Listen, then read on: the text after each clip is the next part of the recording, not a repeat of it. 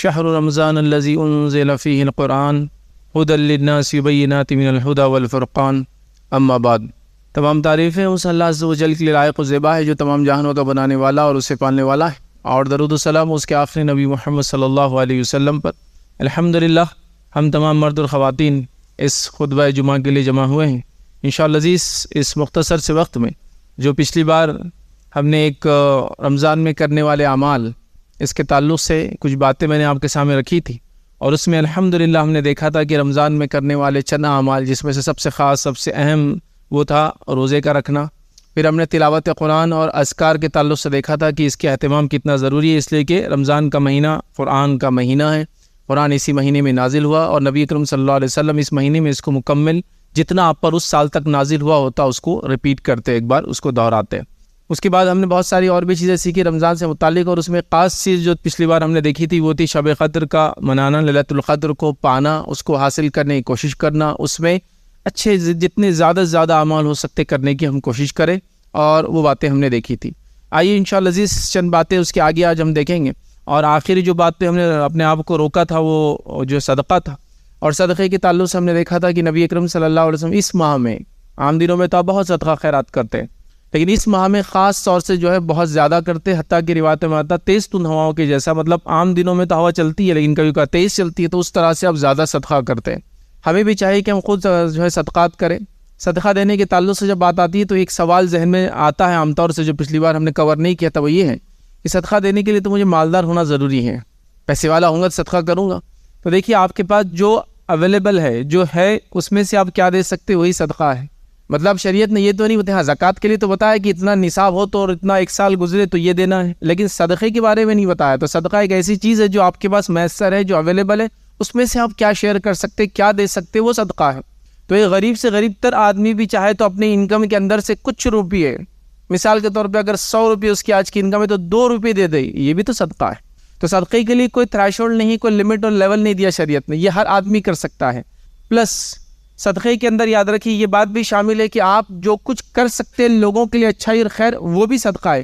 حتیٰ کہ روایت میں یہ بھی الفاظ ہے کہ صرف اپنے شر سے کسی کو محفوظ بھی اگر آپ رکھ دیں تو یہ بھی آپ کی طرف سے صدقہ ہے اس کو۔ تو لہٰذا مسکرا کے بات کر دینا، لوگوں کی مدد کر دینا، کسی کو ہنر سکھا دینا، لوگوں کے جھگڑوں کو مٹا دینا، لوگوں کو اپنے شر سے محفوظ رکھنا، لوگوں کے اندر اچھی فیصلہ کر دینا، لوگوں کو اچھی بات سنا دینا، یہ سب بھی صدقہ ہو سکتا ہے۔ تو ہر آدمی کوشش کرے صدقہ کرے ڈیلی، لیکن رمضان کا مہینہ خاص ہے تو اس میں خوب صدقات اور خیرات کرے، اور خاص طور سے اپنے مال کا صدقہ کرے، اور اس میں خاص طور سے کوشش کرے کہ لوگوں کو کھلائے اور پلائے، اور اس کے بعد پہنائے، چونکہ یہ بیسک نیڈ اور ضرورت ہے، اس لیے میں اس کو کہہ رہا ہوں۔ کھلانا اور پلانا ایک ہر آدمی کی بنیادی ضرورت ہے، غریب انسان کی، اس کو کوئی کھلائے، ہے نا، کھانا۔ تو لہٰذا کھلاؤ پلاؤ، اور اس کے بعد پہنانے کی کوشش کرو، ٹھیک ہے۔ تو یہ بڑی اہم چیز ہے، اور ہر انسان اس کے لیے تہیہ کر لے کہ میں اپنے انکم کا اتنا حصہ، میں اپنے کپڑوں کا اتنا حصہ، میں اپنے کھانے کا اتنا حصہ فلاں کو بھی دینے کی جو ہے جیسے بھی ہو سکتا ہے، جس طریقے بھی ہو سکتا ہے کوشش کروں۔ ہر آدمی اگر یہ شروع کر دے تو بہت آسانی سے یہ کام ہو سکتا ہے۔ جیسے مثال کے طور پر ایک انسان صدقہ جمع کرے اور اس کے بعد 100 روٹیاں ڈالے اور دے، اس کے مقابلے میں 100 گھر کے لوگ ایک ایک روٹی اگر بھیج دے تو وہ خود بخود ہو جاتا ہے، اور کسی بھی بوجھ اور بار نہیں آتا ہے۔ تو لہٰذا تھوڑا سا سوچنے کی ضرورت ہے، صدقات اور خیرات میں آگے بڑھنے کی ضرورت ہے۔ خواتین سے بھی گزارش کروں گا آپ زیادہ صدقہ کریں۔ نبی اکرم صلی اللہ علیہ وسلم نے خواتین کو زیادہ صدقہ کرنے کا حکم دیا، اس لیے کہ آپ نے حدیث میں فرمایا کہ میں نے تم کو جہنم میں زیادہ دیکھا ہے۔ پوچھا گیا کیوں؟ تو کہا تم لان تان بہت کرتی ہو اور لوگوں کا شکر ادا نہیں کرتی ہو، ناشکری کر بیٹھتی ہو، تو لہٰذا تم صدقہ زیادہ کرو۔ تو لہٰذا خواتین کے لیے تو اور بھی ضروری صدقہ کرے، لیکن یہ بڑی عجیب بات ہے، ہم اپنے بچوں کو صدقہ کرنے کا ایک سسٹم یا معمول سکھاتے ہی نہیں ہیں۔ ہم جو کچھ سکھاتے وہ لینے اور دبانے کا ایک سسٹم سکھاتے، پورا لائف یہی چلتا، دو مت لو، دو مت جمع کرو۔ تو لہٰذا وہ دینے کا مزاج ختم ہوتا چلا جا رہا ہے۔ ادھر کی صحابہ کی زندگیاں دیکھیے، تابعین کی زندگیاں دیکھیے، تبع تابعین کی زندگیاں دیکھی، وہ صرف دے رہے تھے اور دے رہے تھے اور دے رہے تھے، اور اس کے بدلے میں رب العزت ان کو پلٹا کر اور لوٹا کر دے رہا تھا، اور ہم لوگ لینے کی پلاننگ کرتے ہیں، نتیجتاً جو چاہیے وہ بھی ہم کو نہیں میسر ہوتا ہے۔ مثال اگر آپ کو دوں تو آپ اگر مثال لیں تو آپ کے گھر کے اندر آج سے 10 20 50 سال پہلے آپ دیکھیے، ایک آپ کا والد اکیلا کمانے والا ہوں گا، اور پتہ نہیں 20 15 20 لوگ اس پر ڈیپینڈنٹ تھے، اور پھر بھی خوش تھے وہ۔ اور آج ہمارا حال یہ ہے کہ صرف 2 رہتے ہیں، ان کے 2 ہوتے ہیں اور وہ بھی نہیں سنبھلتے ہیں۔ حالت یہ ہے، تو پتہ یہ چلا کہ جب وہ خرچ کرتے تھے رب العزت دیتا چلا جاتا تھا، جب ہم نے روک لیا تو یہ جتنا ہے وہ بھی ہم کو پرنے نہیں لگایا تھا کہ تو لہٰذا صدقات اور خیرات کیجیے. یہ کتنا بابرکت عمل ہے, اس کے کیا فوائد ہوتے ہیں بتانا ممکن نہیں ہے. یہ ٹینجیبل بھی نہیں ہے, ماپنے والی چیز بھی نہیں, یہ مل جاتے. کیسے ملتے؟ زندگی میں برکت کی شکل میں, اچھی اولاد کی شکل میں, بیماریوں سے نجات کی شکل میں, امن و امان والے علاقوں کی شکل میں. کئی اس کے مطلب جس کو کہتے ہیں مظاہر ہے جس سے آپ محسوس کر سکتے ہیں, ماپا نہیں جا سکتا یہ فائدے. تو صدقات بڑی اہم چیز ہے. صدقات کی کوشش کرے. رمضان کا مہینہ گزر رہا ہے, خوب سے خوب صدقات کرے, مستحقین کو تلاش کرے, مسکینوں کو تلاش کرے, سائل جو مانگتے ہیں ان کو بھی آپ دیں, لیکن وہ کرے. اس میں ایک اور چیز جو آخری ایڈ کروں گا صدقے میں وہ یہ ہے کہ آپ کے صدقے کے تعلق سے تھوڑا پروٹیکٹیو بھی رہے, آپ بچا کے بھی رکھے. اس لیے کہ ایسا ہوتا ہے کہ کچھ لوگ آپ کے صدقہ مانگنے کی ٹریننگ ہوتی ہے, ڈپلوماز اور ڈگریز ہوتی ہے ان کے پاس, بلکہ اس سے بڑھ کر جو ماسٹرز کرے ہوئے ہوتے ہیں وہ جانتے ہیں آپ کی جیب کیسے خالی کرنا. یہ وہ پروفیشنل لوگ ہوتے ہیں جن کو اس کی ضرورت نہیں ہوتی لیکن ان کے پاس ٹیکنیکس ہوتی ہے آپ سے نکالنے کی. اللہ کے لیے ایسے لوگوں سے اپنے آپ کو محفوظ رکھیں اور ان لوگوں تک پہنچنے کی کوشش کریں جو واقعی میں مستحق ہے, جن کو آپ کے اس مال کی شدید ضرورت ہے, یاد رکھیں. ٹھیک ہے, تو لہٰذا صدقات اور خیرات کا اس ماہ اہتمام کریں. اسی میں ایک چیز جوڑوں گا آج, لیکن تفصیلات اگلے جمعہ ہم دیکھیں گے. وہ یہ ہے کہ زکوٰۃ کا اہتمام کریں. اگر آپ زکوٰۃ اس مہینے میں نکالتے ہیں تو یہ دیکھا گیا حضرت عمر رضی اللہ عنہ کے زمانے میں بھی لوگ زکوٰۃ رمضان سے جوڑ دیا تھا تو رمضان میں نکالا کرتے تھے, لیکن کوئی ضروری نہیں کہ رمضان میں نکلے. یہ تو جب بھی ایک سال کمپلیٹ ہو جائے, جو کہ لونار کیلنڈر کے اعتبار سے تقریباً اپروکسیمیٹلی 355 دن ہوتے جب آپ کے مال نصاب سے زیادہ ہو. ٹھیک ہے, جس بھی کیٹیگری میں ہو, اگر نصاب سے زیادہ ہو 355 دن گزر جائے, ایک چاند والا سال گزر جائے تو آپ کو زکوٰۃ دینا ہے. لیکن اگر آپ نے جوڑ دیا ہے, اس بات کو طے کر لیا کہ رمضان میں ہم نکالیں گے, تو پھر رمضان زکوٰۃ بھی آپ کو دینا ہے. پھر جو بھی آپ نے طے کر لیا 10 رمضان 15 رمضان 21 رمضان, لوگ الگ الگ تاریخیں طے کرتے ہیں کہ اس دینا ہے, تو وہاں تک جانے تک اپنی زکوٰۃیں آپ دے دیں. زکوٰۃ کے معاملے میں ایک بات یاد رکھیں, زکوٰۃ کوئی لمسم چیز نہیں ہے. ہمارے پاس ایک غلط فہمی یہ ہے کہ میں زکوٰۃ دیتا ہوں ہر سال. کتنی دیتے ہو؟ 50,000. لیکن زکوٰۃ ہوتی کتنی ہے وہ معلوم نہیں, لیکن ہم دے دیتے ہیں اٹھا کے 50,000. یہ تو زکوٰۃ نہیں ہے. پھر ہاں یہ بات ہے کہ اگر وہ زائد ہوئی تو بہت اچھی بات ہے, لیکن اگر حساب نہیں کرنے کے نتیجے میں کم ہوئی تو پکڑ ہو گئی نا. فرائض کے معاملہ ہے نا, جیسے کہ میں نماز کو کھڑے ہو گیا, بس جب تک 5 منٹ ہے جب تک پڑھنا پڑھتے رہ رہا ہوں. کوئی بھی کہیں گے ٹھیک ہے اگر وہ رکعتیں 2 ہو گئی 4 ہو گئی تو ٹھیک ہے, لیکن پڑھتے رہ رہا ہوں تو 5 پڑھ رہے 7 پڑھ رہے, تو ایسا تو نہیں چلیں گا نا. تو لہٰذا اندازاً دینے میں حرج نہیں ہے, لیکن وہ زائد کی طرف جاری ہے تو مسئلہ نہیں ہے کہ اللہ زکوٰۃ میری اور زیادہ صدقہ ہو جائیں گا. لیکن مسئلہ یہ کہ ایک عادت ہے, اب وہ 50,000 دیتے تھے ہم بھی 50,000 دیتے ہیں, لیکن آپ کی زکوٰۃ 50 لاکھ ہوتی ہے, 50,000 ہی دے رہے اتنے سالوں سے. 5 لاکھ ہوتی پھر بھی آپ جو 50,000 ہی دے رہے اتنے سالوں سے, وہ نہیں ہوتا ہے. اس کا حساب کیجیے یاد رکھیں. تو جو آپ کے پاس ہے, جو نصاب کو پہنچتا ہے, سونا چاندی مال دولت اسٹاک ایف ڈیز اور ساری چیزیں جو کچھ بیچنے کے سامان یہ وہ سب آپ ایک لسٹ میں لکھ لیں. اور جو آپ کو آنا ہے, جو آپ نے ادھار دیا, یہ بھی تو زائد ہے نا آپ کے استعمال سے, وہ بھی اس میں ایڈ کر دیں. اور اس کے بعد دوسرا خانہ بنا ہے, اس خانے کے اندر آپ یہ لکھ دیں جو دینا ہے آپ کو, اور جو آنا ہے جو آپ کا ہے اس میں سے جو دینا ہے وہ مائنس کر دے, آپ کی زکوٰۃ نکل گئی. حساب و کتاب ہو گیا. بہت آسان ہے کہ میرے پاس اتنے رقم ہے, بچوں کے اکاؤنٹ میں بھی اتنی رقم جمع کر لیا, بیوی کے پاس بھی اتنی رقم ہے, ایک BC میں ڈالا ہوا اتنی رقم ہے, سونا اتنا تعداد میں ہے, چاندی اتنی ہے, ایک پلاٹ بیچنے کی نیت سے لیا وہ بھی اس میں انکلوڈ کر دو, فلاں گاڑیوں کا بزنس کرا وہ بھی ہے, اسٹاک اتنا میرے پاس ایوریج سال بھر رہتا ہے, سب ایک لسٹ میں آ گیا. سیکنڈ لسٹ کے اندر جو دینا ہے آپ نکال دے, دونوں کا پلس مائنس کر دے, جو بچا وہ زکوٰۃ کے لیے ہو گیا ایلیجیبل, آپ نے زکوٰۃ ادا کر دی. اس سے زائد پھر آپ کو جو دینا ہے آپ دیتے رہیں. جیسا کہ آپ 50,000 دیتے تھے ہر سال اور آپ کی زکوٰۃ صرف 30 ہوتی ہے, تو میں کہوں گا دیتے رہے 50, کوئی مسئلہ نہیں, کیونکہ اس میں زائد جا رہا ہے. لیکن حساب کر لینے میں فائدہ یہ ہے کہ آپ کو اندازہ ہو جاتا ہے, معلوم ہو جاتا ہے کہ میں نے اپ ٹو دا مارک اپنی زکوٰۃ ادا کی, اور باقی چیزیں میں صدقات کے اندر انشاءاللہ دوں گا تو ڈبل خوشی ہوں گی. زکوٰۃ تو دینا ہی فرض ہے, صدقہ بھی میں نے دیا, اور زکوٰۃ دینا بڑی اہم چیز ہے, اس لیے کہ زکوٰۃ کے نہ دینے والے یاد رکھیں دنیا اور آخرت میں اللہ رب العزت کے عذاب کے مستحق ہوتے, یاد رکھیں. ٹھیک ہے, اور زکوٰۃ یاد رکھیے نصاب ہے, لیکن صدقات کے لیے کوئی نصاب نہیں ہے, ہر آدمی جو ہے دے سکتا ہے, یاد رکھیں. بہرحال ہم زکوٰۃ اگر دیتے اس مہینہ تو نکالے اور اس کے مستحقین تک اس کو ضرور پہنچائے. جو اس کے 8 مد قرآن نے کہیں, اگلی بار انشاءاللہ ہم دیکھیں گے, ان تک اس کو پہنچانے کی کوشش کرے. سب سے پہلے اپنے اطراف, اپنے رشتہ داروں میں, اپنے اطراف, اپنا شہر, اپنی بستی, اور اس کے بعد دیگر علاقوں میں بھی آپ اس کو بہرحال پھر دے سکتے ہیں. اس کے ساتھ ساتھ جو ہے اس مہینے کے اندر آپ کو فطرے کا بھی اہتمام کرنا ہے, وہ بھی جب آپ چاند دیکھ لیں عید کا, اس کے بعد سے لے کر عید کی نماز جہاں بھی آپ پڑھتے ہیں اس سے پہلے اس کو ادا کر دیں. جمع کرنے کے اعتبار سے اگر 1-2 دن پہلے بھی اگر جمع کرنے کا نظم ہو, کہیں سسٹم ہو, دینے کا نہیں جمع کرنے کا, جیسا کہ کوئی مسجد ہے, کوئی مدرسہ ہے, کوئی اسکول ہے, کوئی کالج ہے, کوئی NGO ہے, آپ کا جمع کرتی ہے فطرہ اور پھر ڈسبرس کرتی بانٹتی ہے, تو لہٰذا اس کو ایڈوانس میں دینے میں پھر کوئی حرج نہیں. پھر چاہے اناج کی شکل میں لے جا کے دے, یا آپ دور ہے تو کہہ دے کہ اتنا کیش ہے میرا, اس میں اناج لے کے آپ دے دو. لیکن ان کا بھی کام ہے, اس کو جب بانٹیں گے تو وہ چاند دیکھنے کے بعد سے لے کر دو, عید کی نماز سے پہلے, یاد رکھیں. جو لوگ کسی باہر سے آپ کو پیسہ بھیجتے ہیں، ایسا کوئی US سے آپ کو پیسہ بھیج رہا ہے، اس کا آپ خیال رکھیں کہ اس کے چاند اور اس کی عید کی نماز سے پہلے آپ کو دینا ہے، وہ ایک دن پہلے ہو جاتا ہے اس کا. ہوتا ہے نا کچھ لوگ باہر سے پیسہ بھیجتے ہیں، تو وہ بھی آپ اس کو خیال رکھیں کہ اس کی عید کی نماز سے پہلے وہ فطرہ اس کا نکل جائے. ٹھیک ہے، تو لہٰذا فطرہ ہم سب کو دینا ہے. جو لرزشیں، جو خطائیں، جو کمزوریاں روزے کی حالت میں ہم سے ہو جاتی ہے، تو اس کا یہ کفارہ ایک طرح سے بن جاتا ہے. نبی اکرم صلی اللہ علیہ وسلم فرمایا جس نے اس کو عید کی نماز سے پہلے ادا کر دیا تو یہ فطرہ ہوا، اور جس نے عید کی نماز کے بعد کیا تو یہ عام صدقہ ہوا. تو لہٰذا اس میں بہت زیادہ محتاط رہے کہ آپ کو چاند دیکھنے کے بعد سے لے کر عید کی نماز سے پہلے کرنا. اس میں ایک چیز جو ہم سے غلطی ہوتی ہے وہ یہ ہے کہ لوگوں کو میں نے دیکھا کہ ایک رمضان کو ہی دے دیتے ہیں فطرہ، اور کہتے ہیں کہ لوگ کھائیں گے پئیں گے رمضان بھر. فطرے کا مقصد یاد رکھیے، وہ آپ کے روزوں کی لرزشوں کا وہ کفارہ ہے، اور ایک طرح سے عید کے دن مسلمان بھوکے نہ رہے یا کوئی مسلمان بھوکا نہ رہے، وہ اس کا مقصد ہے. رمضان کے روزے اس کا مقصد نہیں، وہ آپ الگ سے دیں. تو لوگ ایڈوانس دے دیتے ہیں، یہ ایک ہوتا ہے. دوسرا یہ کرتے ہیں کہ اس کو کیش میں نکال دیتے ہیں. تیسرا یہ کرتے ہیں کبھی کبھار میں نے دیکھا کہ اس کو اناج کی شکل میں نہیں دیتے، حالانکہ فطرے کو غذائیت کی شکل میں دینا چاہیے. غذائیت مطلب یہ وہ چیزیں جو کھائی جاتی ہے، سے پیٹ بھرا جاتا ہے. تو میں نے دیکھا لوگ شیرخورمے کا سامان دیتے ہیں، فطرے میں شیرخورمے کا سامان نہ دے، وہ الگ سے دے، چونکہ اسے پیٹ نہیں بھرا جاتا ہے. غذائیت سے مراد آپ کھانے پینے کی چیزیں جس سے انسان پیٹ بھرتا ہے. اس زمانے میں پنیر، منقع، جو اور کھجور وہ سب دیتے تھے، چونکہ وہ لوگ اس کو پیٹ بھرتے تھے. کھجور اور دودھ بولے تو عربوں کا کھانا ہو گیا پورا ہی. پنیر اور اس کے ساتھ کچھ تیل وغیرہ اور روٹی سے وہ کھانا کھاتے تھے، اس کو مکمل ان کا فوڈ تھا یہ، تو وہ دینا چاہیے. تو ہمارے پاس لیکن لوگ کیا کرتے ہیں، ایک اناج کو خاص طور سے دیتے ہیں، اور وہ کیا ہے، گیہوں. دیکھیں گیہوں دے سکتے ہیں، اس زمانے میں گیہوں مہنگا تھا تو اس لیے لوگ زیادہ دیتے تھے.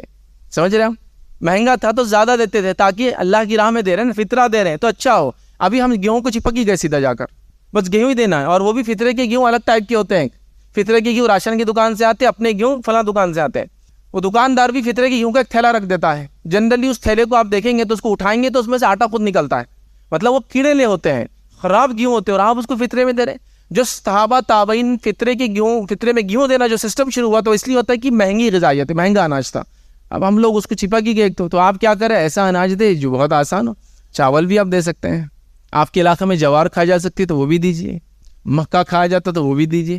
ظاہر سی بات ہے غذائیات ہے، مہنگی بھی ہے تھوڑی سی، ٹھیک ہے، لیکن دے. یہ وہ لوگ اچھے سے اچھی چیز دیتے تھے، تو تھوڑا سا اس کو کوالٹی وائز امپروو کرے اور لوگوں تک پہنچانے کی کوشش کرے. اور گیہوں کو ثابت ہی دینا کوئی ضروری نہیں ہے، آپ پساوا بھی دے سکتے ہیں، کیونکہ بہت سارے مشکلات ہوتے ہیں پھر اس کو لے کے جانیں گے. تو بہرحال یہ اصل ہے.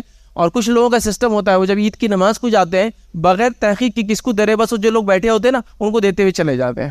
ان لوگوں کا حال یہ میں نے دیکھا، کچھ لوگوں کا تو رکشے لاتے ہیں آپ کے پاس گیہوں لینے کے لیے. رکشے لا رہا ہے کوئی آدمی گیہوں کے لیے، اس کا مطلب اس نے کتنے جمع کر لیا آلریڈی، تھیلے کی تھیلے لے جا رہا ہے وہ.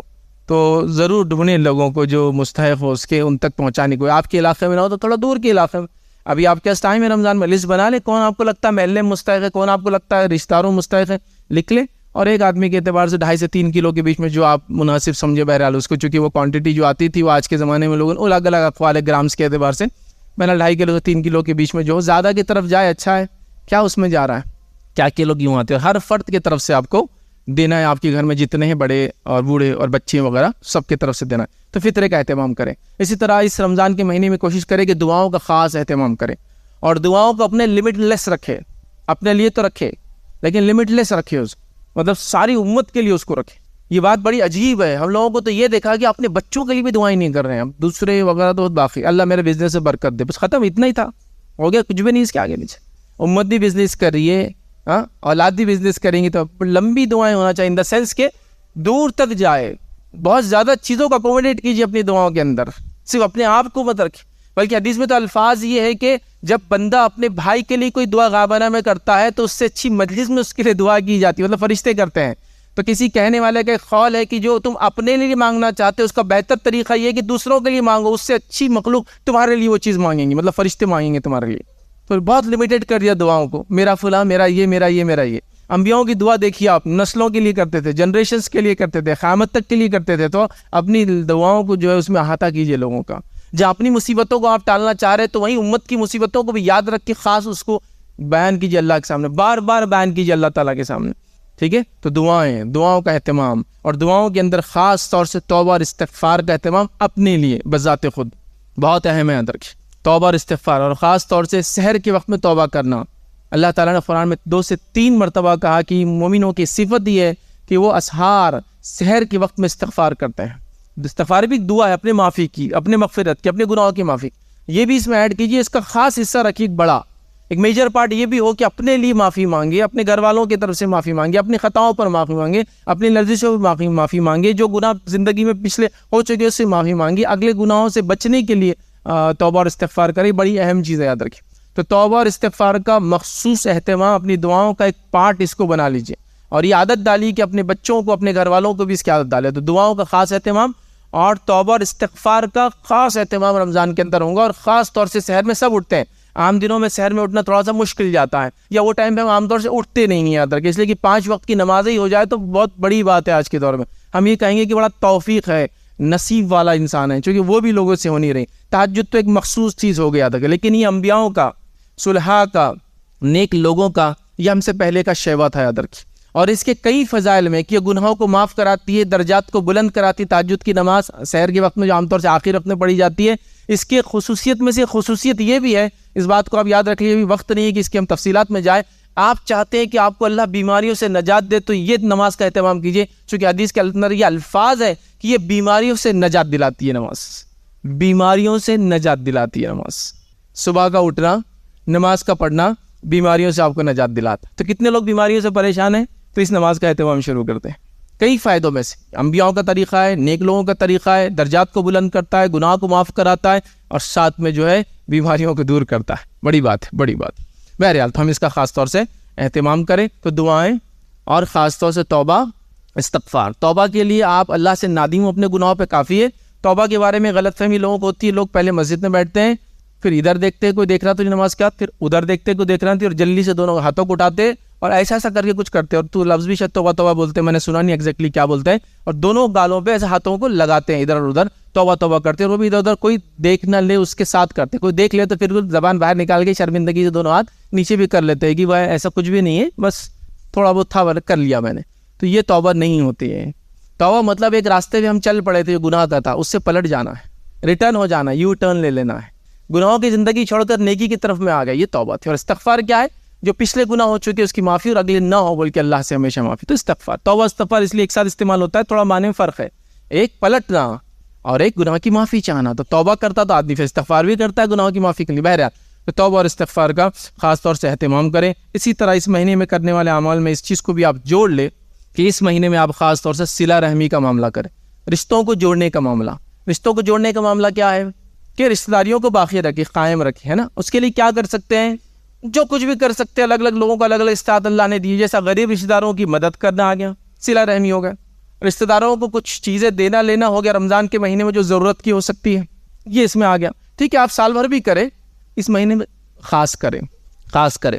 ہاں پر صلہ رحمی مطلب رحم کے رشتوں کو، رحم کے ریلیشن شپ کو باقی رکھنا. رحم سے مراد یوٹرس، بچے دانی، ماں کے پیٹ میں بچہ جہاں رہتا ہے اور پھر پیدا ہوتا ہے، اس سے جو رشتے لے کر آتا ہے اس کو یہ رحم کے رشتے کو صلہ رحمی کہتے ہیں. ان کو جوڑے رکھنا اور رشتوں سے صلہ رکھنا.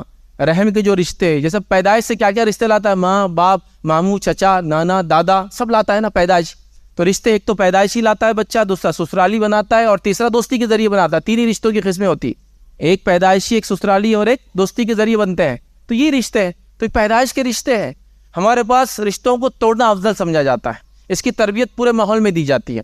کیسے ماحول میں دی جاتی ہے؟ شادی ہوتی، بیوی چاہتی ہے شوہر سب سے رشتہ توڑ دے. سبحان اللہ. ایک زمانہ آتا ہے اس کے بچے بھی رشتہ توڑ دیتے بعد میں، پھر پریشان رہتی، ہوا کیا تھا میرے سے، جوانی میں ہوا تھا جو غلطی ہوئی تھی آپ سے. توڑنے کی بات ہوتی ہے، ایک دم پلاننگ ہوتی ہے. اب تم چچا کے گھر پہ آج کے بعد نہیں جائیں گے. کیوں؟ تو ہم گئے تھے دعوت میں، انہوں نے ہم کو اتنی عزت نہیں دی. تو آپ توڑنے کا پلان کریں. آپ یہ پلان کیجیے کہ چچا سے یہ غلطی بھی اگر ہوئی تو ہم چھوڑیں گے نہیں ان کو، اس لیے کہ رشتہ توڑنا تو غلط بات ہے، صرف کھانے کی وجہ سے کیسے توڑ سکتے ہیں ہم؟ نہیں، وہ نہیں ہو سکتا. کاٹنے کے لیے ہم بالکل ریڈی ہے. کیا ہوا؟ تو وہاں گئے تھے، عزت ملی نہیں ملی، چلو اگلی بار سے جانا بند. ریڈی ہے رشتے توڑنے کے لیے. جوڑو اس کو، بہت اہم چیز ہے. حدیث قدسی کے اندر الفاظ ہے کہ اللہ تعالیٰ نے رحم کو جب بنایا تو رحم نے اللہ کے سامنے دعائی دی کہ اللہ میرے رشتوں کو لوگ توڑیں گے بعد میں چل کے، چونکہ اللہ نے اس کو بتا دیا تھا. تو اللہ نے کہا جو تجھ سے رشتہ جوڑے گا میں اس سے اپنا رشتہ جوڑ لوں گا، جو تجھ سے رشتہ توڑے گا میں اس سے رشتہ توڑ لوں گا. ہاں، دین اور اسلام کی خاطر رشتے توڑنا افضل ہے. وہ ایسے ہی کوئی کہہ رہا، آپ کو شرک کی دعوت دے رہا اور کہہ رہا ہے کہ اگر یہ کرے تو آنا، نہیں تو نہیں آنا، تو آپ کہے پھر میں آپ کے اس وجہ سے کہ آپ نے مجھے مجبور کیا میں توڑا دوں، تو افضل ہے. یہ الگ بات ہے. لیکن یہاں کوئی افضل نہیں ہے. یہاں صرف کھانا نہیں دیے، گھور کے دیکھے، فلاں نہیں کیے، دعوت میں نہیں بلا، عزت نہیں ملی، شرف نہیں ملا، مقام نہیں ملا، ہم کو یاد نہیں رکھے، فلاں نہیں کرے، رشتہ ختم. یہ تو کوئی ریزن ہی نہیں. انہوں نے یاد نہیں رکھا، آپ یاد رکھیے ان کو. یہ تو خاص بات ہے. دوسری چیز ہوتی نہیں وہ ہم سے ساتھ اچھا سلوک کریں گے تو ہم بھی کریں گے نا بھائی. وہ روز گالی دے رہے ہم کیا کریں؟ اگر وہ بھی ایسا سلوک کرے, آپ اچھا ان سے کرے اس لیے کہ وہ آپ سے کر رہے ہیں, تو دونوں میں فرق کیا ہے؟ اگر ہم چھوٹے تھے تو گھر میں بڑے لوگ بولتے تھے, ایسا کچھ بچے تھے ہمارے پاس, ان کے گھر ہم گئے تو ہکال دیتے تھے ہم کو, ہمارے گھر ہے تو ہم بھی ہکال دیتے تھے. تو گھر رشتے دار بڑے لوگ بولتے تھے گھر کیا رہے, پھر تم میں اور ان میں فرق کیا ہے؟ تم دونوں تو ایک جیسے, ہم کو سمجھتا نہیں تھا. اب سمجھ میں آتا اس میں مانا کیا ہے. مانا ہے کہ اگر اس نے بھی تم کو ہکال دیا اور تم نے بھی اس کو ہکال دیا, دونوں ایک جیسے ہی اللہ کے سامنے, کیا فرق ہوا؟ تو وہی تو کہنا چاہ رہا ہوں, اس نے آپ کو رشتہ توڑا, آپ نے بھی توڑ دیا, انہوں نے نہیں فلاں کیا, رشتوں کو توڑی مت جوڑیے. تو اس مہینے کو صلہ رحمی کا مہینہ بنائیے. دو بھائیوں میں جھگڑا تو ملانے کا ذریعہ خود بھی بنے اور ملا بھی دے ان کو, آپس سے مل لیں. باپ اور بیٹے میں کوئی اختلاف ہے ختم کرے اس مہینے میں. بہو اور ساس میں اختلاف ہے مٹانے کا مہینہ ہے, معاف کر دے ایک دوسرے کو, درگزر کر دے, زندگی کو چینج کر دے. رشتے ٹوٹے تھے کئی زمانے سے تو اب جوڑو ان کو, تلاش کرو کہاں ہے کیسے اس کو جوڑنے کی, اور واپس سے جس کو کہتے ہیں قائم کرنے کی, اور اس میں کرو. اس کے بڑے فضائل ہیں, اس کے بڑے فائدے ہیں. ان کے رشتہ جوڑنے کے فائدوں میں سے سب سے بڑا فائدہ یہ ہے کہ صلہ رحمی کی نیکی سب سے زیادہ جلدی بدلہ دیتی. معلوم حدیث کے اندر سب سے زیادہ, مطلب جس نیکی کا سب سے جلدی بدلہ ملتا ہے وہ صلہ رحمی ہے, ایک دم مل جاتا ہے. میں آپ کو نمونے دے سکتا ہوں. ایک صاحب کے پاس انہوں نے مجھے خود بتایا یہ واقعہ, اور ایک دم صحیح واقعہ ہے کہ ان کو ایک شدید بیماری کا لاحق ہو گئی, وہ بڑے پریشان ہو گئے. جب وہ بیماری میں پریشان ہو گئے تو انہوں نے یہ سوچا مالدار اللہ نے مال دیا تھا, میں صلہ رحمی کروں گا, لوگوں کو مال بانٹوں گا, اور اپنے رشتہ داروں میں مال بانٹنا شروع کر دیا. بس اس کے پاس گئے, میرے طرف سے آپ کو تحفہ, اس کے پاس گئے میرے طرف سے آپ کو تحفہ, اس کے پاس گئے میرے طرف تحفہ. 3 مہینے بعد کہتے بیماری پوری ختم ہو گئی, صلہ رحمی شروع کر دی. سب سے جلدی کسی چیز کا بدلہ اگر ریٹرن ملتا دنیا میں صلہ رحمی ہے. حدیث کے الفاظ, جو شخص چاہتا ہے کہ اس کے رزق میں برکت ہو اور اس کے عمر میں اضافہ ہو تو وہ صلہ رحمی کرے. رزق میں برکت چاہتے, عمر میں اضافہ, صلہ رحمی شروع کرو. رشتوں کو جوڑنا, بیماری کیا ہے, ایک طرح سے انسان مر جائے گا, ختم ہو جائے گا. صلہ رحمی کرنے سے عمر میں برکت, عمر بڑھتی ہے. تو ظاہر سی بات ہے انہوں نے بیماری میں صدقہ کیا, صلہ رحمی ہو گئی, لوگوں نے محبت کی, دعائیں کی, ہاتھ اٹھا کے اپنے اس بھائی کے لیے وہ آیا تھا, اور اللہ تعالیٰ نے بیماری کو دور کرا. صلہ رحمی کے لاتعداد فائدے, بہرحال کبھی انشاءاللہ اس موقع ملا تو ہم اس کو بہرحال دیکھیں گے صلہ رحمی کیا ہوتی ہے, اس کے فائدے کتنے زیادہ ہیں, اور اس میں ہم کو آگے بڑھ چڑھ کر حصہ لینے چاہیے. تو بہرحال یہ چند اعمال تھے جو میں نے مناسب سمجھے رمضان کے اس مہینے کے اندر آپ لوگ کریں. پچھلے بار بھی کچھ اعمال رکھے تھے, اگلی بار بھی انشاءاللہ زکوٰۃ وغیرہ چیزوں کے تعلق سے ہم باتوں کو دیکھیں گے. آئیے آخر میں جو ہے چند منٹ میرے پاس باقی ہے, تو میں ایک اہم چیز ہے اس ٹاپک کی طرف بھی آپ کی روشنی ڈالنے کی کوشش کروں گا, چونکہ ایک رمضان کے بعد سے یہ ٹاپک کے تعلق سے لوگوں نے کافی سوال کیے. سوچا مسجد ہی سب سے اچھا ذریعہ ہے کہ جمعہ کے خطبے کے ذریعے لوگوں تک اس بات کو پہنچایا جائے تاکہ ساری چیزیں واضح ہو جائیں. ایک رمضان کے بعد سے جو چیز جو چلن میں آئی, جس کے تعلق سے بہت زیادہ سوالات میرے پاس بھی آئے, لوگوں نے کہا, اور چونکہ میں کچھ تھوڑا بہت نالج دین کا بھی رکھتا ہوں اور لاء کی فیلڈ میری اپنی ہے, میں ایک لائر ہوں, تو بہرحال سی اے کے تعلق سے لوگوں نے بڑے سوالات کیے. تو سوچا جمعہ خطبے میں بتا دوں, ایک اویئرنیس لوگوں کو اس کے ذریعے جو ہے بات پھیل جاتی ہے. تو ایک ڈر کا ماحول, ایک خوف کا ماحول لوگوں نے بنا دیا. جیسے ایک بل تھا, سی اے بی تھا پہلے, کہ سٹیزن امینڈمنٹ جو ہے بل تھا ایک, اب ایکٹ بن چکا ہے. بہرحال وہ اس کے رولس اینڈ ریگولیشن, بہرحال وہ بل تو 2019 میں آ گیا تھا, جب آپ جانتے کورونا سے پہلے جو احتجاجات چالو تھے. بہرحال اب وہ اس نے شکل لے لیا, اس کے رولس ریگولیشن نوٹیفیکیشنس وغیرہ آ گئے. بہت چھوٹا 1 پیج کا نوٹیفیکیشن ہے, کسی کو پڑھنا ہے تو آپ پڑھ لیں, چند اس کے رولس آ گئے. تو وہ لوگ بڑے خائف ہو گئے اور ڈر گئے. ٹھیک ہے, بہرحال قانونی طور سے کیا پیچیدگیاں وہ ایک الگ بات ہے, وہ موضوع بھی نہیں ہے ہمارا. لیکن میں یہ کہوں گا کہ ڈر کر پریشان ہونے کی ضرورت نہیں ہے, جو کر سکتے وہ کرنے کی ضرورت ہے.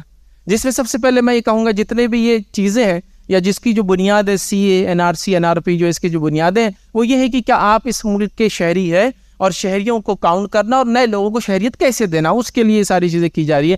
گزارش کروں گا کہ جو لوگ, اور پریشانی یا ڈر کے لیے نہیں, جو لوگ ڈر رہے ہیں ان کے جواب میں یہ بات کہہ رہا ہوں کہ آپ کو اس کے لیے صرف آپ کی پیدائش کو ثابت کرنا ہوتا ہے, جس کے لیے میں آپ سے گزارش کروں گا برتھ سرٹیفکیٹ اگر آپ کے پاس ہو تو یہ آپ کے لیے مور دین انف ڈاکیومنٹ ہے آج کے دور میں. برتھ سرٹیفکیٹ, آدھار نہیں, پین نہیں, دیگر چیزیں نہیں چلیں گی. ادھر کی آپ کی پیدائش کا وہ پرمان پتر جو آپ پیدا ہوئے تھے, برتھ سرٹیفکیٹ, وہ ہونا چاہیے. سب کے پاس تقریباً شہروں میں ہوتا ہے. جن کے پاس نہیں ہے, گاؤں دیہات میں آپ پیشدار ہیں, ان کا بنانے کی آپ کوشش کریں. نہیں ہے تو پرانا جائے, ڈاکیومنٹ دے اور نکال کے لا لے. نہیں ہے تو حلف نامہ اوت لے, کسی وکیل کو ہائر کرے, وہ آپ کو طریقہ بتا دیں گا. حلف نامہ پیش کرے, اوت لے جا کر ایفیڈیوٹ, اور وہ بنا کر لا لے. آسان ہے. آپ نے اسکول گئے تھے تو اسکول کے اندر آپ کی ٹی سی ہوں گی, اس کو بیس بنائیے, جا کر وہ ڈاکیومنٹ بن جاتا ہے. آسان چیز ہے. تو میں صرف گھبراہٹ کو کم کرنے, ڈر کو ختم کرنے کے لیے کہہ رہا ہوں. ایک ڈاکیومنٹ اس میں اہم رول پلے کرتا ہے, وہ آپ کا برتھ سرٹیفکیٹ. دوسری گزارش یہ کروں گا, اگر آپ چاہتے ہیں کہ سارے ڈاکیومنٹس آپ کے صحیح ہوں, مثال کے طور پر میرا نام فیض ہے, FAIZ بھی لکھا جاتا ہے, FAEZ بھی لکھا جاتا ہے, اور پھر جس کو نہیں آتا لکھنا تو FAYAZ بھی لکھ دیتا ہے میرا نام, تو وہ فیاض بھی ہو جاتا ہے, فیض بھی ہو جاتا ہے, فائز بھی ہو جاتا ہے, اور کئی وہ ہوتے ہیں, اور کئی اسپیلنگس اس کے ہوتے ہیں نا. تو یہ سب کے ساتھ ہوتا ہے. تو لہٰذا آپ کو کیا کرنا ہے, ساری جگہ آپ کا نام ایک جیسا کر لینا ڈاکیومنٹس. اس کے لیے آپ سارے ڈاکیومنٹ جمع کر لیں. آپ کے پاس جو ہے راشن کارڈ ہوتا ہے، آدھار ہے، پین ہے، برتھ سرٹیفکیٹ، سارے جمع کر لیں، لگائے اور دیکھیں کہ نام میں اسپیلنگ سب کی ایک جیسی، بس اتنا ہی کرنا ہے، کوئی بہت زیادہ ٹیکنیکل نہیں۔ اس کے لیے کیا کریں، آپ کے ڈاکیومنٹس میں سب میں نام صحیح ہو آپ کے، اس کے لیے ایک کام کر لیں آپ، تقریباً اس کے لیے آپ کو 1050 روپے کا خرچہ آتا ہے، اور وہ ہے آپ پاسپورٹ بنا لیں۔ بس پاسپورٹ جب بنتا ہے نا تو سارے ڈاکیومنٹس کا آڈٹ ہوتا ہے، پورے ڈاکیومنٹ الائن ہو جاتے ہیں۔ جیسا کہ آپ پاسپورٹ آفیسر کے پاس جائیں گے تو بولیں گے نام ہر جگہ صحیح ہونا، آپ یہاں سب محکمات میں جائیں گے چینجز کرنا شروع کر دیں گے۔ پاسپورٹ بنا لیجئے، پورا آپ کا نام کا آڈٹ ہو جاتا ہے، آپ کے ڈاکیومنٹس پورے الائن ہو جاتے ہیں، ایک کے پیچھے ایک برابر ترتیب میں لگ جاتے ہیں۔ کوئی کہے میرے پاس 1000 روپے نہیں ہے، پھر ایجنٹ کی فیس دینا ہے تو وہ ایک الگ بات ہے، لیکن اگر آپ کروانا چاہتے ہیں، آپ کا نام وغیرہ سب صحیح ہے کیا، تو آپ ایک پاسپورٹ بنا لیں۔ پاسپورٹ بھی ایک بہت اہم ڈاکیومنٹ ہوتا ہے، لیکن NRC CA NRP وغیرہ کے اندر آپ کی پیدائش اصل ہے، تو آپ کے برتھ سرٹیفکیٹس آپ یاد سے بنا لیں، نہ ہو تو ڈھونڈ لیں۔ پینک ہونے کی، گھبرانے کی، پریشان ہونے کی ضرورت نہیں ہے، اور لیگلی جو بھی کچھ آپ کر سکتے ہیں، لوگ کر بھی رہے ہیں، ان کا آپ ساتھ دیں۔ مطلب آپ کو لگتا ہے ایک چیز ہے، آپ ڈرتے ہیں اس سے، قانونی طور سے جو راستے آپ کے پاس ہیں ان راستوں کو اپنائیں اور اپنی بات کو حکومت تک پہنچائے۔ اس کا حق بالکل ایک جمہوریت میں، ایک ڈیموکریسی میں ہوتا ہے۔ آپ کو اوپنلی آپ جائے بتائیں ہم کو یہ قانون پسند نہیں آ رہا، آپ ترمیم کیجیے، اور وہ ہوتے ہیں، تو وہ سارے پروسیس میں جانے کی ہم کوشش کریں۔ سب سے بڑا مسئلہ امت مسلمہ کا یہ ہے کہ ہم اپنی جہالت کو دور کرنا نہیں چاہتے کسی بھی حال میں، نتیجتاً ہر چیز میں ہمارا معاملہ ایک عجیب و غریب ہے، مطلب سمجھنے کو ہم تیاری نہیں۔ وہ 2019 میں جب آیا تھا تو کافی جوش میں تھے مسلمان، اس کے بعد یہ 4 سال گزرے، کچھ کیا آپ نے اس میں؟ جو اتنے پریشان تھے، کوئی ڈاکیومنٹ بنایا نہیں، ہم کو تو ڈاکیومنٹ دینا ہی نہیں، میں دینے کی بات کر بھی کہہ رہا ہوں آپ، لیکن ڈاکیومنٹ ہونا تو چاہیے نا، صحیح ہونا یہ تو درست ضروری ہے نا، چاہے آپ کچھ بھی کریں، عمرہ حج کے لیے جائیں گے تو لیں گے آپ کو پاسپورٹ، ڈاکیومنٹ صحیح ہونا، نام صحیح ہونا، کرنا چاہیے۔ لیکن معاملہ ایسا ہے کہ پھر آ کے کوئی کچھ بولیں گا تو تب ہم دوڑیں گے، بھاگیں گے، پھر آ کے کوئی بولیں گا فلاں ہو رہا ہے، اور اتنا گھبرا جاتے ہیں، اتنا ڈر جاتے ہیں، وہ لوگوں سے جا کر بات نہیں کرتے جو اس فن یا اس علم کے ماہر ہوتے ہیں، اور پھر پریشان ہو جاتے۔ لہٰذا گزارش کروں گا، پریشان ہونے کی ضرورت نہیں ہے، ایک بنیادی ڈاکیومنٹ نام بھی لے لیا میں نے آپ کو، برتھ سرٹیفکیٹ بنا لے، اور جو آدمی پیسہ رکھتا ہے، اپنے سارے معاملات کو صحیح کرنا چاہتا ہے قانونی طور سے پیپر میں، تو ایک پاسپورٹ بنا لے، ساری چیزیں آپ کی الائن ہو جاتی ہے، ترتیب میں آ جاتی ہے، صحیح رنگ سے بن جاتی ہے، یاد رکھیں۔ اسی پر میں اپنی بات کو جو ہے ختم کروں گا۔ اللہ رب العزت سے دعا ہے کہ اللہ سبحانہ تعالیٰ ہم کو رمضان کے اس مہینے کو صحیح سے گزارنے کی توفیق عطا فرمائے۔ اللہ رب العزت اس مہینے کو ہمارے لیے مغفرت کا مہینہ بنا دے۔ اللہ رب العزت اس مہینے کو ہمارے لیے قرآن کی تلاوت اور اس پہ عمل کرنے کا، اور اس کے بعد زندگی بھر اس پہ عمل پیرا ہونے کا مہینہ بنا دے۔ اللہ رب العزت اس مہینے کو ہمارے دل کی دنیا کو تبدیل کرنے کا جو مہینہ بنا دے۔ اللہ رب العزت جو عبادتیں اس مہینے میں ہم کریں، ان عبادتوں کے ساتھ ہم زندگی بھر جیے، اس کی توفیق ہم لوگوں کو عطا فرما دے۔ اللہ رب العزت اس مہینے کو ہمارے لیے صلہ رحمی کا، رشتوں کو جوڑنے کا مہینہ بنا دے۔ اللہ رب العزت یہ مہینے کو ہمارے لیے توبہ اور استغفار کا جو مہینہ بنا دے، ہماری توبہ اور استغفار کو اللہ رب العزت جو ہے قبول کرے۔ اللہ رب العزت جو مصیبت زدہ لوگ ہیں ان کی مصیبتوں کو جو ہے دور کرے۔ اللہ رب العزت جو پریشان حال لوگ ہیں ان کی پریشانی کو دور کرے۔ جو مقروض ہے، جو قرض میں جو تلے دبے، اللہ تعالیٰ ان کے قرض کی ادائیگی میں جو ہے مدد کرے۔ اللہ رب العزت وہ لوگ جو، اور آج میں آپ کے سامنے جو مختصر سے جو ہے صدقۃ الفطر یا زکوٰۃ الفطر، یا جس کو فطرانہ بھی اردو زبان میں بہرحال لوگ بولتے ہیں، اس کے تعلق سے اس کی اہمیت اور اس کے مسائل رکھنے کی کوشش کروں گا۔ صدقۃ الفطر یا زکوٰۃ الفطر یا فطرانہ یا فطر عام زبان میں جس کو بہرحال کہتے ہیں، یہ کیا ہے، اس کی اہمیت کیا ہے، ٹھیک ہے، اور اس کو نہ دینے کا انجام کیا ہو سکتا ہے، یا اسی طرح انشاءاللہ عزیز ہم دیکھیں گے کہ اس کو دیا جائے تو کیسے دیا جائے۔ مختلف لوگوں نے جو مختلف سوالات بہت سارے کثیر تعداد میں کیے، تو میں نے سوچا ان سوالات کے جواب بھی بہرحال میں مختلف علماء کے فتاوی جمع کرنے کی شکل میں آپ کے سامنے رکھوں گا، تاکہ ہمارے اس لیکچر سیشن میں ہم بہت سارے سوالات جو عموماً لوگ صدقۃ الفطر، زکوٰۃ الفطر، فطرانے یا فطرے کے تعلق سے سوال کرتے ہیں، میں رکھنے کی کوشش کروں گا۔ سب سے پہلی چیز تو میں سمجھتا ہوں ہم تمام لوگ جانتے ہیں کہ فطرے کی اہمیت کیا ہے۔ اس فطرے کی اہمیت اتنی زیادہ ہے کہ جو عید کے وقت اسے دیا جاتا ہے، اس عید کا نام اسی فطرے سے رکھا جاتا ہے، عید الفطر سے کہا جاتا ہے۔ 2 عیدیں ہوتی ہے، ایک کو عام زبان میں رمضان کی عید بولتے ہیں، روزے والی عید، اور ایک عید جو ہوتی ہے وہ جو ہے بقرعید، جس کو عام زبان میں بولتے ہیں، جس کو کہیں گے عید الفطر، عید الاضحیٰ، یاد رکھیں۔ تو یہ 2 عیدیں ہیں، یاد رکھیں۔ تو عید الفطر جو اپنا نام لاتی ہے، یا اپنا نام یا اس کا نام جو رکھا گیا ہے، وہ ایک عمل کی وجہ سے رکھا گیا، اور وہ ہے کہ اس عید میں جو ہے فطرہ دیا جاتا ہے، اسی لیے اس عید کو عید الفطر کہا جاتا ہے، ٹھیک ہے۔ تو میں سمجھتا ہوں اس سے اہمیت پتہ چلتی ہے فطرے کی، کہ وہ عید جو جس وقت اس کو دیا جاتا ہے تو اس عید کا نام اسی فطرے کی وجہ سے عید الفطر رکھا گیا، جس میں انسان جو ہے فطرہ نکالتا ہے ادا۔ ہم فطرہ کسے کہتے ہیں، کیا ہے، اس کی بہت ڈیٹیلز میں انشاءاللہ نہیں جائیں گے، لیکن میں آپ کے سامنے فطرے کے تعلق سے 10 نکات آج رکھنے کی کوشش کروں گا، 10 پوائنٹس میں رکھوں گا، اور ان 10 نکات کے اندر انشاءاللہ اس کی اہمیت بھی واضح ہوں گی، اور چند باتیں اس کے اہمیت کے ساتھ ساتھ اس کو کیسا دیا جائے، جس کو عام زبان میں کہیں گے مسائل، جس کو کہیں گے، تو کیسا دیا جائے، اہمیت اور مسائل دونوں انشاءاللہ ان 10 نکات کے اندر ہی جو ہے شامل ہوں گے۔ جہاں کچھ جگہ اس کے مسائل آئیں گے، وہاں کچھ جگہ اس مسائل میں اس کی اہمیت بھی آپ کو چھلکتی نظر آئیں گی، کہ اس کا دینا بڑا اہم ہے، یاد رکھیے، ٹھیک۔ تو آئیے، عید الفطر جسے ہم کہتے ہیں، جو فطرے کی وجہ سے ہوتا ہے، یہ فطرہ ہے کیا، یہ زکوٰۃ الفطر کیا ہے، یہ صدقۃ الفطر بھی کہا جاتا ہے، فطر عام زبان میں کہتے ہیں، یا پھر جو ہے فطرانہ اس کو اردو زبان میں لوگ بولتے ہیں، تو اس کی کیا اہمیت ہے انشاءاللہ اس ہم دیکھیں گے۔ لیکن ایک بات یہاں واضح کرتے ہوئے آگے انشاءاللہ چلوں، وہ یہ ہے کہ اسلام میں جو بھی چیز کا حکم ہے، اس چیز کو انسان خالص نیت کے ساتھ رسول اللہ صلی اللہ علیہ وسلم کے طریقے پر کرے، یہ بڑی اہم چیز ہوتی ہے، یاد رکھیں۔ میں یہ کیوں کہہ رہا ہوں خالص نیت کے ساتھ، کہ ہمارے پاس فطرے کا جو تصور ہے، یہ جو ہے بہت ہی بے انتہا گھٹیا تصور ہے، یاد رکھیں۔ جس کی مثال میں یوں دوں گا کہ اگر آپ رمضان کے مہینے میں آخری عشرے میں اگر کسی دکان پر چلے جائے، گروسری شاپ پر چلے جائے، اور وہاں اناج خریدنے کا ارادہ کرے، تو جو سیلر ہوتا ہے، دکاندار ہوتا ہے، وہ آپ سے سوال کرتا ہے۔ کیا سوال کرتا ہے؟ جب آپ اگر گیہوں لے رہے ہیں، عام طور سے تو ہمارے سماج میں گیہوں ہی دیا جاتا ہے، کیونکہ سب سے سستا ہوتا ہے، بہرحال۔ تو جب آپ گیہوں وغیرہ لینے جاتے ہیں، تو وہ دکاندار آپ سے پوچھتا ہے، شاپ کیپر، فطرے کا ہے یا گھر کے لیے لیا جا رہا ہے؟ اگر آپ کہیں کہ گھر کے لیے ہے، تو بولتا پھر یہ مت دیکھو، یہ دیکھو۔ اور اگر آپ کہتے ہیں فطرے کے لیے، اور آپ سمجھو کوئی اچھے گیہوں دیکھ رہے، تو کہتا ہے یہ مت دیکھو، یہ دیکھو، اس لیے کہ فطرے کا گیہوں تھوڑا سا کنکر والا، تھوڑا بہت گیہوں کے ساتھ ساتھ کیڑے والا، ٹھیک، اس میں کاڑیاں ہوتی ہے، اور جو گھر کے لیے لیتے وہ سارٹیڈ ہوتا ہے، سارٹیڈ مطلب بالکل ایک سائز کا دانہ، تھوڑا مہنگا ہوتا ہے۔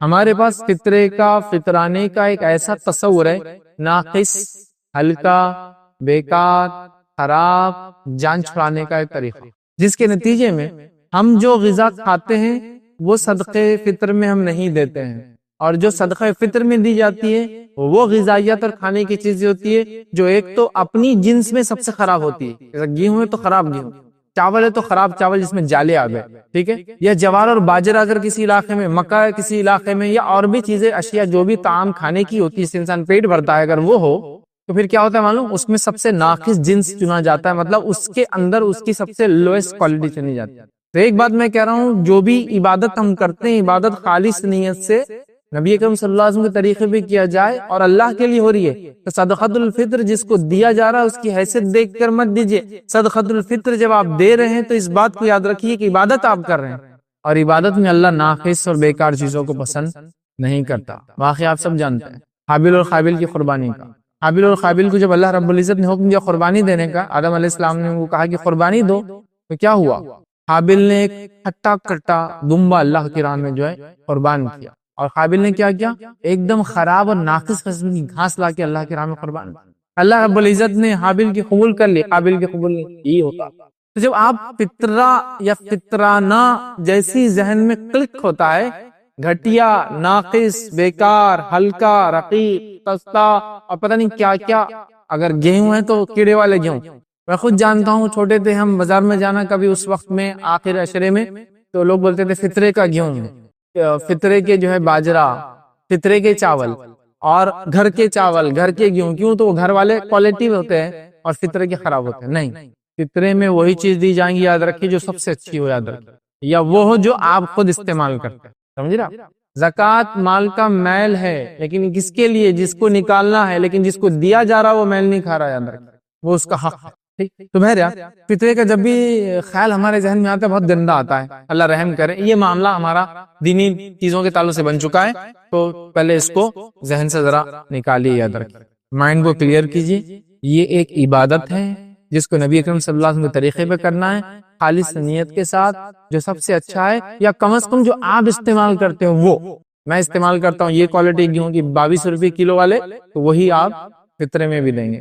میں استعمال کرتا ہوں 25 روپے والے، تو وہی آپ انشاءاللہ فطرے میں دیں گے. یا آپ 25 کے آپ کھاتے ہیں لیکن فطرے میں آپ 27 کے دیجیے، نو ڈاؤٹ، نو پرابلم. لیکن آپ کھاتے ہیں 22 روپے کلو کا اناج اور فطرے کے معاملے میں آئے تو آپ دیتے 12 روپے کلو والا، صحیح نہیں. تو پہلے تو یہ مائنڈ میں کلیئر ہو جائے، کیونکہ فطرہ بولے تو بڑا عجیب اور غریب ہمارا فطرے کے تعلق سے یاد رکھیے تصور آتا ہے، ہمارا مائنڈ سیٹ بنتا ہے. چلیے آگے بڑھتے ہیں. فطرے کے تعلق سے کچھ اس کی اہمیت اور کچھ اس کے چند انشاءاللہ عزیز مسائل آپ کے سامنے رکھنے کی میں کوشش کرتا ہوں. آئیے سب سے پہلے فطرے کا مقصد کیا ہے، اس کے مقصد سے شروع کرتے ہیں. کسی بھی چیز کا ایک مقصد ہوتا ہے نا، تو فطرے کا اگر مقصد انشاءاللہ ہم سمجھ جائیں گے تو وہ جو کانسیپٹ ہے نا گھٹیا والا وہ بھی انشاءاللہ نکل جائیں گے. تو پہلے اس کا مقصد کیا ہے اب ہم سمجھ لیتے ہیں. جب ہم رمضان کے اندر سیام روزے ختم کرتے ہیں، جب ہم روزے رکھتے ہیں، روزے کے خاتمے کی طرف ہوتے ہیں، تو یقیناً روزوں کو، رمضان کو پرفیکٹ کرنے کی کوشش کے باوجود انسان ہونے کے ناطے کچھ نہ کچھ کوتاہیاں ہمارے سے روزے کی حالت میں سرزد ہوتی ہے، ہو جاتی ہے. بشریت کا تقاضا ہے، غلطیاں تو ہونا ہی ہے، انسان ہے، بشر ہے تو غلطیاں ہونا ہے.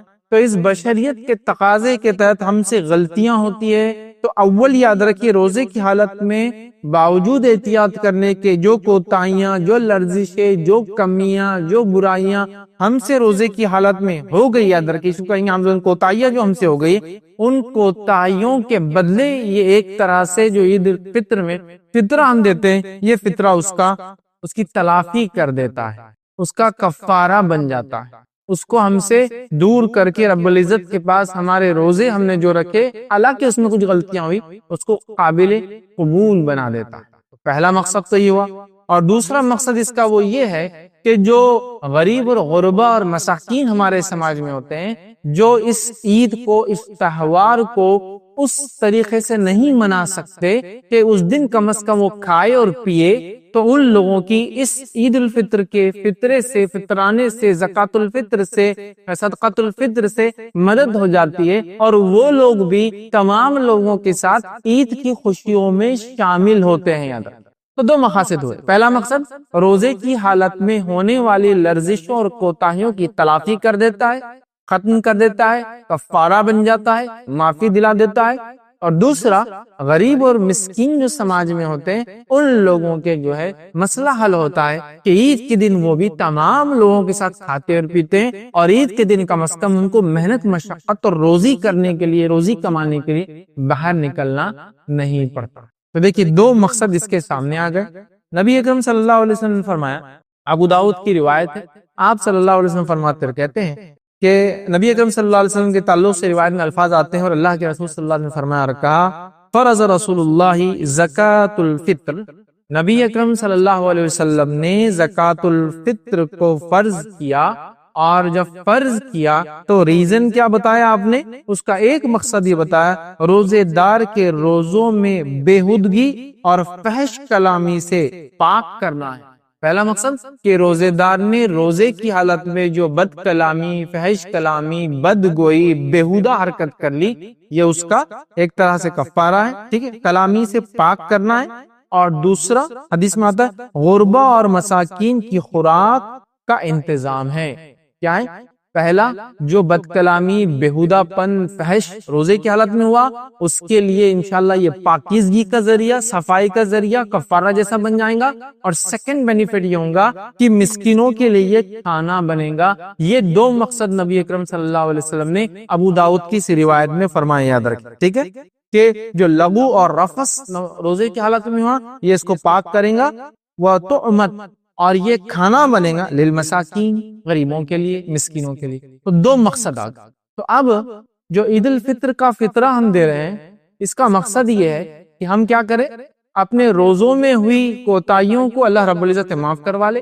سیکنڈ، مسکین، غربا، ان کے لیے کھانے کا انتظام ہو جائے عید کے وقت. دیکھیے دو مقصد یہاں بتائے گئے، ٹھیک. اب سوچئے جب کوئی فطرہ دے رہا ہے اور گھٹیا چیز فطرے میں دے رہا ہے تو آٹومیٹیکلی اس نے جو بد کلامی، فحش گوئی، بدگوئی، روزے کی حالت میں جو غلطیاں ہوئی، وہ اس کے لیے جو ایکسپیشن جس کو کہیں گے کفارہ دے رہا ہے. کیسا دے رہا ہے؟ گھٹیا دے رہا ہے. نہیں ہونا چاہیے نا. ویسے تو دین میں ہر چیز جو ہے پرفیکٹ کرنے کی کوشش کرنا چاہیے، ٹھیک ہے، تو یہاں بھی ضروری ہے. تو نبی اکرم صلی اللہ علیہ وسلم نے صحابی کہہ رہے کہ فرض کیا کہ ہم زکوٰۃ الفطر دے یا ہم جو ہے صدقۃ الفطر دے. یہاں حدیث میں الفاظ دیکھیے زکوٰۃ الفطر کے، اسی لیے اس کو صدقۃ الفطر، زکوٰۃ الفطر، فطرہ اور فطرانہ اردو میں بہرحال کہتے ہیں. بہرحال تو زکوٰۃ الفطر ہم پہ فرض کیا گیا تاکہ روزے میں ہونے والی کوتاہیاں بھی پاک ہو جائے اور ساتھ میں غریب جو ہے عید کے دن کھائے پیے اور وہ کم از کم عید کے دن محنت اور مشقت نہ کرے. ہو گیا؟ تو یہ دو مقصد دیکھیے اس حدیث میں بتائیں. تو اس مقصد کے تحت مجھے اور آپ کو بھی فطرہ دینا ہے، کھلے دل سے، خوش ہو کر، اس کے ساتھ ساتھ اچھی غذا وہ جو ہم کھاتے یا ہم سے بھی اچھی انشاءاللہ، اور مسکینوں کو، غریبوں کو تلاش کر کر کے دینا ہے، ورنہ کبھی کبھار ہٹے کٹے لوگ ہی آپ سے لے جاتے ہیں. مطلب وہ جس کا حق ہے اس کو نہیں ملتا. اور کچھ لوگ میں نے ایسے بھی دیکھا ہوں فطرے کو بوجھ سمجھتے ہیں، بس نکال کر پھینکنا ہے اس کو کسی بھی حال میں، کہیں بھی چلا جائے کوئی مسئلہ نہیں. اور ایسے لوگوں کو دیتے جو آٹو رکشہ کی رکشہ لے کر آئے اور ٹنوں میں بھر کے لے جا رہے. پتہ اتنا جمع ہو گیا فطرہ کہ تو رکشے میں آیا ہے وہ پورا لوڈنگ رکشہ لے کر، جس میں پیچھے پیسنجرز نہیں بیٹھتے ہیں اور تھیلے بھرے ہوئے ہیں اور ہر آدمی اس کو ہی دے رہا ہے. سمجھ رہے ہیں؟ یہ تو ٹھیک نہیں. اب وہ کتنا کھائیں گا، وہ لے آ کے بیچ دیتا ہے پورا. سمجھیے. تو مسکین، غریب دینا ہے، اور غریب اور مسکین میں تھوڑا سا فرق ہے، یہ بھی آپ سمجھ لیں. یہاں تو لفظ مسکین کا ہے، غریب اور مسکین میں فرق یہ جو نبی اکرم صلی اللہ علیہ وسلم بیان کرتے ہیں وہ یہ کہ غریب مانگ لیں گا اور روپے 2 روپے میں، لقمے 2 لقمے میں اس کا مسئلہ حل ہو جائے گا. مسکین وہ ہوگا جو آپ سے مانگے گا نہیں، آپ کو اس کو پہچاننا، ڈیٹیکٹ کرنا. ہو سکتا ہے آپ کا دوست ہو لیکن بولتا نہیں. سمجھ رہے آپ کو پتہ ہی نہیں چلے کہ مسکین ہے بیچارہ، ضرورت مند ہے لیکن بولتا نہیں. روپے 2 روپے سے کام بھی نہیں ہوتا، لقمے 2 لقمے سے کام بھی نہیں ہوتا. سمجھے آپ؟ وہ ڈیزرونگ ہے لیکن وہ اپنے آپ کو نہیں بتائیں گا. بلکہ مسکین یہ ہے کہ جو اپنے آپ کو ایسا مینٹین کر کے رکھیں گا جس کو دیکھ کر لگیں گا نہیں کہ اس کی ضرورت. مطلب اپنی غربت کو وہ اظہار نہیں کریں گا لوگوں کے ساتھ، اپنی مصیبتوں کو لوگوں کے سامنے رکھیں گا نہیں کہ میں ایسا ہوں. آپ تو پہچاننا ہوگا. تو بہرحال ہم کو ایسے لوگوں کو دینے کی کوشش کرنا چاہیے. ٹھیک ہے، آئیے دوسرا نقطہ دیکھتے. مقصد کو سمجھنے کے بعد میں سمجھتا ہوں اس سے اس کی اہمیت بھی پتہ چلتی. دوسرا نقطہ یہ صدقۃ الفطر، زکوٰۃ الفطر، فطرہ اور فطرانہ، یہ یاد رکھیے فرض ہے. ٹھیک ہے، یہ دینا ضروری ہے ہر اس شخص کے لیے جو دے سکتا ہو. اس میں کوئی کوتاہی اور پیچھے نہیں رہنا چاہیے. امام بخاری رحمہ اللہ نے جب اس کا باب باندھا اپنی کتاب میں، وہ لکھتے ہیں باب فرضی صدقۃ الفطر. وہ لکھتے ہیں کہ باب چیپٹر صدقہ فطر کا فرض ہونا، صدقہ فطر کا کمپلسری ہونا، صدقہ فطر کا بالکل ایسا جیسا فرض ہونا. وہ لکھتے ہیں باب چیپٹر ہی ایسا کھولتے ہیں. سمجھ رہا؟ تو یہ دینا ضروری ہے، فرض ہے، واجب ہے، کمپلسری ہے، چھوٹ نہیں ہے. بنا وجہ نہیں دیں گے تو آپ بہت بڑا گناہ کریں گے جس کے لیے توبہ واجب ہوں گی. اگر نہ دے تو آپ ایک حرام کام کر رہے کہ ایک چیز کو آپ روک کے رکھ رہے جو آپ کا حق نہیں ہے. مسکین اور غریبوں کا حق ہے. یہ نہ صرف ہمارے روزوں کی کوتاہیوں کو پاک کرتا ہے بلکہ اس کا دینا بھی فرض ضروری ہے. یاد رکھیے، مطلب ایک تو دیا بھی جا رہا ہے اور بینیفٹ بھی دیتا ہے. زکوٰۃ کا معنی ہوتا ہے پاک کرنا یا اضافہ کرنے والی چیز. تو دینا فرض ہے، دینا بھی ہے، اور دینے کے بعد 2 بینیفٹ بھی ملتے ہیں، مال پاک بھی ہوتا ہے اور مال اضافی بھی ہوتا ہے. صدقۃ الفطر بھی دینا ہے، واجب فرض ہے، اور اس کے بینیفٹ بھی ہے 2. ایک، ہمارے لرزش اور کوتاہیاں روزے کی ختم ہوتی. 2، مسکین کھانا کھاتے عید کے دن. سمجھا؟ تو ضروری ہے. تو یہ فرض ہے. امام بخاری نے باب باندھ دیا کہ صدقۃ الفطر کا فرض ہونا. اسی طرح صحیح بخاری کی روایت ہے، نبی اکرم صلی اللہ علیہ وسلم فرما رکھا فرض رسول اللہ صلی اللہ علیہ وسلم زکوٰۃ الفطر. حدیث کے الفاظ دیکھیں شروع ہوتے رسول اللہ صلی اللہ علیہ وسلم نے زکوٰۃ الفطر کو فرض کیا. کس کس پر؟ آزاد پر، غلام پر، مرد پر، عورت پر، چھوٹے اور بڑے پر، مسلمان پر. 1 سا کھجور، 1 سا جو بطور صدقۃ الفطر ادا کرنا فرض کیا ہے، اور اسے لوگوں کی نماز سے نکلنے سے قبل ادا کرنے کا حکم دیا ہے. تو اس حدیث میں ایک چیز تو واضح ہے، اس کو ادا کرنا ہے، یہ فرض ہے. ٹھیک ہے، اس کو دینا ہے اور سب نے دینا ہے. تو موٹے موٹے الفاظ میں بات کر دی گئی کہ اس کو دینا ہے غلام کو کی طرف سے بھی، آزاد کی طرف سے بھی، مرد کی طرف سے بھی، عورت کی طرف سے بھی، چھوٹوں کی طرف سے بھی اور بڑوں کی طرف سے بھی دینا ہے. اور 1 سا کھجور یا 1 سا جو دینا ہے. ٹھیک ہے، اور یہ دینا ہے نماز کو جانے سے پہلے. تو یہاں پتا چلا یہ فرض ہے اور سب کو دینا ہے. یاد رکھ. ٹھیک ہے، تو یہ سیکنڈ پوائنٹ تھا کہ اس کا فرض ہونا، واجب ہونا، کمپلسری ہونا کہ اس کو دیا جائے۔ چلیے آگے بڑھتے ہیں۔ اب صدقۃ الفطر یاد رکھیے کس پر فرض، صدقۃ الفطر کس پر فرض؟ کیونکہ مسئلہ یہ ہمارے پاس ہر آدمی لینے کے لیے ریڈی ہے کوئی بھی چیز جب اسلام دینے کی بات کر رہا ہے۔ مطلب اگر اسلام کہہ رہا ہے زکوٰۃ دو تو زکوٰۃ میں دینے والا بنوں یہ سوچنے سے پہلے کیا میں زکوٰۃ لینے کے لیے فٹ ہوں، میں یہ سوچنا چالو کر دیتا ہوں۔ سمجھ رہا؟ ایسا زکوٰۃ دو اسلام کہہ رہا ہے تو میں زکوٰۃ دینے میں فٹ ہوں یا نہیں ہوں نہیں سوچتا ہوں، اللہ رحم کرے، میں یہ سوچتا ہوں میں لینے کے لیے فٹ ہوں کیا۔ صدقۃ الفطر دینا ہے تو اب دینا ہے، اس کی تیاری سے پہلے کیا میں لینے کے لائق ہوں، لوگ یہ سوچنا شروع کر دیتے ہیں۔ اور اللہ رحم کرے، میں نے دیکھا ہوں لوگ جن کو اللہ رب العزت نے ہاتھ پیر دیے، سلامت جسم دیا، طاقت توانائی دی، محنت مشقت کرتے ہیں، خود کے اپنے گھر ہیں اور وہ صدقۃ الفطر لینے نکلتے ہیں۔ خود کے گھر ہی نہیں، ان کے کرائے کے گھر میں لوگ کرائے سے بھی رہتے ہیں، مطلب گھر ایکسٹرا ہے جس کو رینٹ پر دے دیا اور وہ صدقۃ الفطر لینے نکلتے ہیں، کیونکہ وہ کہتے ہیں ہم خاندان در خاندان سے فطرہ جمع کرنے والے لوگ ہیں۔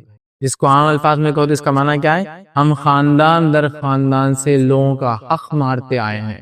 دینا ہے، لینا نہیں ہے، دینے کی سوچ، سمجھے؟ تو یہاں تو لینے والے خاندان کے خاندان بن گئے جن کا مقصد گداگیری ہوتا ہے، بھک منگی ہوتا ہے، اور وہ لے رہے ہیں۔ نہیں، دینا ہے، یاد رکھیں، فرض ہے دینا، ٹھیک ہے؟ تو یاد رکھیں فطرے کی ادائیگی ہر مسلمان پر فرض ہے، واجب ہے، ضروری ہے، ٹھیک ہے؟ سب پر ضروری ہے۔ کیا اس کے لیے کوئی ایسی کنڈیشن ہے کہ جو زکوٰۃ دے وہی فطرہ دے؟ نہیں، زکوٰۃ ایک فرض عبادت ہے، جو مال آپ کے پاس نصاب سے زیادہ 1 سال تک سیونگز میں رہا اس پر آپ زکوٰۃ نکالتے تو زکوٰۃ تو فرض ہے، تو زکوٰۃ مال میں سے نکالنا فرض ہے، جبکہ فطرہ اور زکوٰۃ بالکل الگ ہے۔ فطرے کو بھی زکوٰۃ کہا گیا لیکن یہ الگ اس حیثیت سے ہے کہ اس میں روزوں کی پاکیزگی کے لیے ہے، اور روزوں کی پاکیزگی غریب اور امیر دونوں کو کروانی ہے اپنے۔ ایسا کوئی کنڈیشن ہے کہ غریب کا روزہ پاکیزہ ہی رہتا اور امیر کا روزہ کوتا ہی رہتا؟ ایسی کوئی کنڈیشن نہیں ہے نا، ایسی کوئی کنڈیشن نہیں ہے نا، تو لہذا دونوں کے لیے۔ تو اس میں غریب اور امیر کی کوئی تمیز نبی اکرم صلی اللہ علیہ وسلم نہیں کی، تو لہذا جو زکوٰۃ دیتا ہے وہی فطرہ دے، ایسی کوئی شرط اور کنڈیشن نہیں ہے، اس بات کو آپ یاد رکھ لیں۔ اب کون نہیں دے؟ پھر آپ بڑے سب دے، امیر بھی دے، غریب بھی دے، صرف وہ شخص اس کو نہ دے، علماء لکھتے ہیں جس انسان کے پاس 1 دن کا کھانا اور پینا بھی نہ ہو تو پھر وہ تو لینے کا مستحق ہو گیا، اب وہ نہیں دے گا۔ سمجھ رہا؟ کتنی احتیاط ہے لینے میں اور کتنی ترغیب ہے دینے میں کہ دو، سمجھا؟ اب لوگوں نے کنڈیشن بنا دی، نہیں بولے جس پہ زکوٰۃ فرض ہے اس پہ فطرہ فرض ہے۔ زکوٰۃ ایک بالکل الگ عبادت ہے، فطرہ بالکل الگ عبادت ہے۔ فطرے کے 2 مقاصد ہیں، پہلا اپنے روزوں کی پاکیزگی، تو روزوں کی پاکیزگی امیر کو بھی چاہیے اور غریب کو بھی، تو یہ زکوٰۃ سے ہٹ کر ہے۔ سیکنڈ، غریب لوگ بھی ہماری عید میں شامل ہو، وہ بھی عید کو منائیں، اس خوشیوں میں ان کا بھی عمل دخل ہو، اس کا مقصد ہی ڈیفرنٹ ہے، ٹھیک ہے؟ تو اس کو نصاب سے جوڑنا یہ درست نہیں ہوگا، چونکہ نصاب کا تعلق مالداری اور غریبی سے ہے، فطر کا تعلق مالداری غریبی سے نہیں ہے، روزوں کی پاکیزگی سے، اور روزوں کی پاکیزگی غریب اور امیر دونوں کو کروانی ہے، ٹھیک ہے؟ تو لہٰذا اس کو آپ اس سے نہ جوڑیں، چونکہ بہت سارے لوگ بولتے ہیں ہم تو زکوٰۃ کے مستحق مطلب نہیں دیتے تو کیا ہم فطرہ بھی نہ دیں؟ آپ زکوٰۃ نہیں دے سکتے، ٹھیک ہے، لیکن فطرہ آپ کو دینا پڑے گا۔ اگر فطرہ دینے کی استطاعت آپ کی ہے عید سے پہلے تو ضرور فطرہ آپ دے، ٹھیک ہے؟ تو یہ ہوا کون دے۔ آئیے چوتھا نقطہ ہم دیکھتے ہیں، وہ یہ صدقۃ الفطر کس کس کے طرف سے دیا جائے؟ کون دے؟ سب دے جو دے سکتے ہیں، سوائے وہ جو دینے کی حالت میں نہیں، سمجھ گیا؟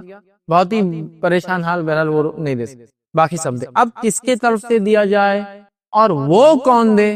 مطلب کس کے طرف سے اور وہ کون دے؟ تو اس تعلق سے ہمیں جو معاملات جو ملتے ہیں وہ یہ ہے، نبی اکرم صلی اللہ علیہ وسلم فرماتے، متفق علیہ، صحیح بخاری اور صحیح مسلم کی روایت ہے۔ روایت کے الفاظ دیکھیں اس طرح سے، عبداللہ ابن عمر رضی اللہ عنہ فرماتے ہیں اور کہتے ہیں نبی اکرم صلی اللہ علیہ وسلم فرمایا کہ رمضان کا صدقہ فطر 1 سا کھجور یا 1 سا جو، غلام اور آزاد، مرد اور عورت، چھوٹے اور بڑے، ہر مسلمان کے طرف سے دینا فرض ہے، ٹھیک؟ تو یہاں غلام بھی اور آزاد بھی آ گیا۔ اب غلام کیا خود نہیں ہے، وہ کیا دے؟ تو غلام کا اس کا مالک دیں گے، ٹھیک؟ یہ سب دے، اور یہ گھر کے ذمہ دار کی ذمہ داری ہے کہ وہ ان سب کے طرف سے دے، جیسا کہ ایک مرد اپنی بیوی اور اپنے بچوں کی طرف سے دے گا، ایک مرد اپنی طرف سے اس کے زیر ماتحت جو لوگ رہتے ہیں ان کی طرف سے دیں گا. جیسا میں اگر رہتا ہوں، میری والدہ میرے والد میرے ساتھ ہے جو نہیں دے سکتے، میری بیوی ہے وہ بھی نہیں کماتی تو میں ہی دوں گا، میرے بچے تو میں سب کی طرف سے دوں گا. اپنے 4 بچے، ایک بیوی ہے اس بیوی کی طرف سے، ایک ماں ہے اس ماں کی طرف سے، ایک والد ہے اس والد، سب کی طرف سے میں دوں، کیونکہ میں ذمہ دار ہوں، میں ہی کما کے لاتا ہوں تو میں سب کی طرف سے دوں. سمجھا؟ تو یہ سب کی طرف سے، سب کی طرف سے، گھر کے ذمہ دار کو، گھر کے لیڈر کو، گھر کے ہیڈ کو، سب کے طرف سے یاد رکھیے اس کو دینا ہے. اس میں کوئی